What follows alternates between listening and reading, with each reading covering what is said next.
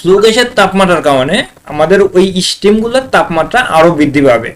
সেই ক্ষেত্রে আমাদের সেই স্টিমগুলা স্যাচুরেটেড স্টিম থেকে সুপারহিটেড স্টিমে রূপান্তরিত হবে। এভাবে মূলত সুপারহিটারে স্যাচুরেটেড স্টিমকে সুপারহিটেড স্টিম হতে সাহায্য করে। এই ক্ষেত্রেও যেহেতু আমরা বয়লারের ভিতরে যেই ফ্লু গ্যাসগুলা উৎপাদন হচ্ছে সেই ফ্লু গ্যাসগুলাকে আমরা সুপারহিটারের মধ্যে প্রবেশ করাচ্ছি, সেই ক্ষেত্রে সেই ফ্লু গ্যাসগুলা বাহিরে বের করে দিলে যেই লসটা হতো সেই লসটা হচ্ছে না। আবার আমার এই স্টিমের তাপমাত্রাগুলা বৃদ্ধি করার জন্য অতিরিক্ত পরিমাণে জ্বালানি প্রয়োজন হচ্ছে না। যদি আমি ফ্লু গ্যাস ব্যবহার না করতাম তাহলে অন্য কোনো জ্বালানি দিয়ে তাপমাত্রা উৎপাদন করে তারপরে আমার এই সুপারহিটারের ভিতর দেওয়া লাগতো। যেহেতু সেটা করা লাগতেছে না, সেই ক্ষেত্রেও এখান থেকে আমাদের ফ্লু গ্যাস ব্যবহারের কারণে বয়লারের ইফিসিয়েন্সি বৃদ্ধি পাচ্ছে।